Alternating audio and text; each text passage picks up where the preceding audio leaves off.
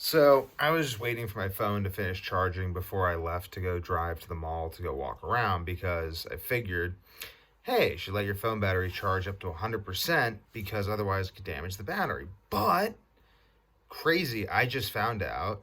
Look, go use ChatGPT. Evidently, that's a myth. The lithium ion batteries perform best between 20 and 80% charge, and that this is a carryover from when we had nickel metal hydride batteries that they had memory, so or they could build up like charge memory, where basically not fully charging them up and fully discharging them would prevent them from being able to do that in the future. But evidently my chemistry teacher was wrong though when he said that the laptops in the laptop cart were all underperforming because they were never charged up to 100% and discharged fully. I mean,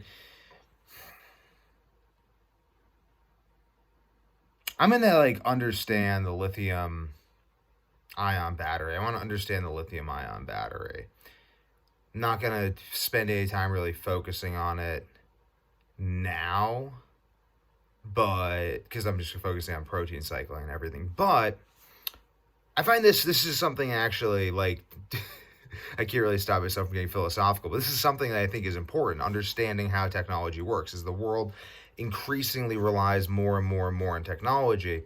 If we don't have this intimate understanding of how technology works to the point where we know how our smartphones communicate, we know how our smartphones can be hacked, we know how our smartphones charge, we know how our smartphones discharge, we know how to replace these components. Like, I want to really not take my technology for granted, because taking the technology for granted is a path to no technology anymore. Technology goes away when you take it for granted because then you can't maintain it, and then it falls away, it rusts, and then you don't know how to make it anymore. You need to have this, you got to be hungry, not just for success in life, but you have to be hungry for like the things that you already own. Like, you got a good relationship, you'll be like, yeah, good relationship. Don't, like, I'm going to value that relationship. You got a good piece of technology, you want to understand how it works, you want to value that, because otherwise it won't be a good piece of technology for long, and then you can't do what you got the technology to do, and now you can do less, and now you're less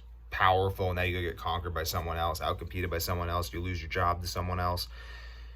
This is what's happening. People are losing their jobs to ChatGPT, and it's like, well, you should have known how ChatGPT worked. Like, you should just go learn how it works now. Like, if you've lost your job to ChatGPT, go learn how ChatGPT works and figure out how to do your job times 3, and then go steal 3 other people's jobs.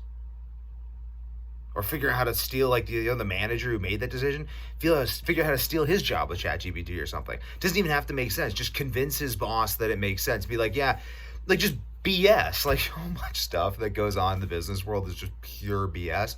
I went off and started my own business because of that, because I was trying to like help other business owners. I got really, really good at running ads and like marketing and sales.